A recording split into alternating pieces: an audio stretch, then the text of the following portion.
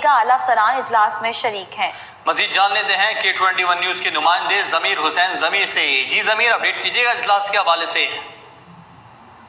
جی بالکل، خصوصی سرمایہ کاری سہولت کونسل کی ایپیکس کمیٹی کا اجلاس اس وقت جاری ہے۔ اجلاس کی صدارت وزیر اعظم شہباز شریف کر رہے ہیں۔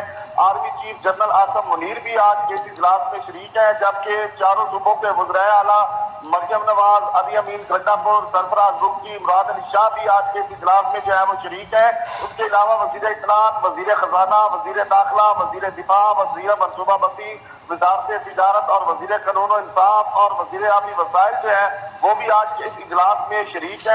اس کے علاوہ چاروں صوبائی چیف سیکرٹریز کو بھی مدعو کیا گیا ہے، وہ بھی آج کے اس اجلاس میں جو ہے وہ شریک ہے۔ اجلاس میں غیر ملکی سرمایہ کاری کے حوالے سے جو ہے وہ تبادلہ خیال کیا جا رہا ہے۔ اس کے ساتھ ساتھ وزیر اعظم کا دورہ عرب امارات کے موقع پر $10 ارب کی سرمایہ کاری والے پیش رفت پر بھی جو ہے اجلاس کو بریفنگ دی جا رہی ہے۔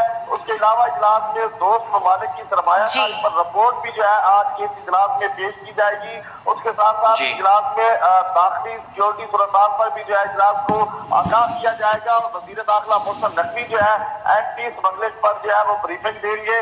آج کا یہ اہم اجلاس جو ہے وہ اس وقت جاری ہے، چاروں صوبوں کے وزرائے اعلیٰ جو ہے وہ موجود ہے۔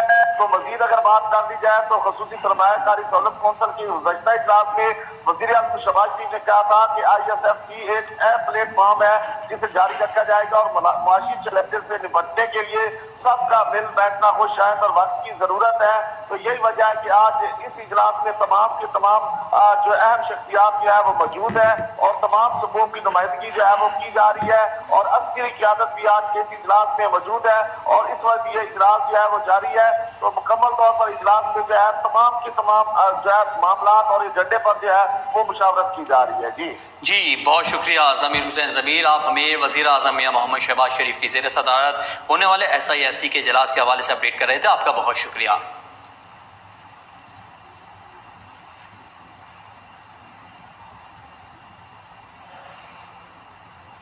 موسم کا احوال شامل کریں اور آپ کو بتائیں کہ